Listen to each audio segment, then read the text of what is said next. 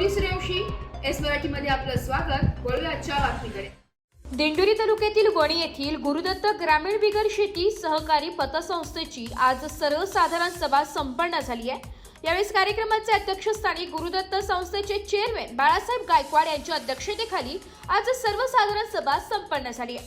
यावेळी विविध विषयांवर चर्चा करण्यात आल्या। अध्यक्ष भाषणात पतसंस्थेचे बाळासाहेब गायकवाड यांनी सांगितले की 2024-2025 मध्ये बिगर शेती सहकारी पतसंस्थेला एकूण नफा 27,19,296 रुपये मिळाला असल्याची ही माहिती पतसंस्थेचे चेअरमॅन यांनी सांगितली।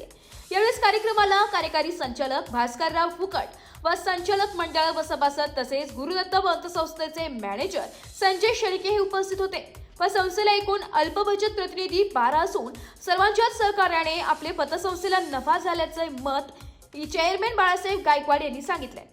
गुरुदत्त पतसंस्थेचे चेअरमन आहेत बाळासाहेब गायकवाड। गायकवाड साहेब काय सांगाल? नमस्कार। आज आमच्या गुरुदत्त पतसंस्थेची वार्षिक सभा होती।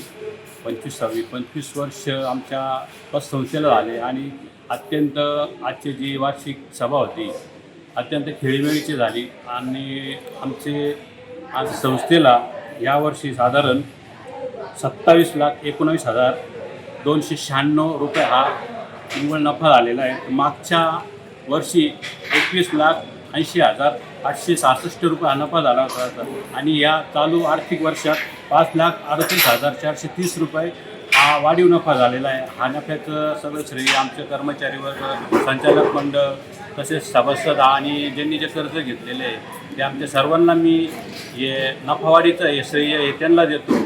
आणि एस मराठी न्यूज साठी वृत्त संपादक शामराव सोनवणे, वणी। अशाच नवीन ताज्या घडामोडी जाणून घेण्यासाठी आमच्या एस मराठी न्यूज चॅनलला लाईक करा, शेअर करा, सबस्क्राईब करा आणि बेल आयकॉनला क्लिक करायला विसरू नका।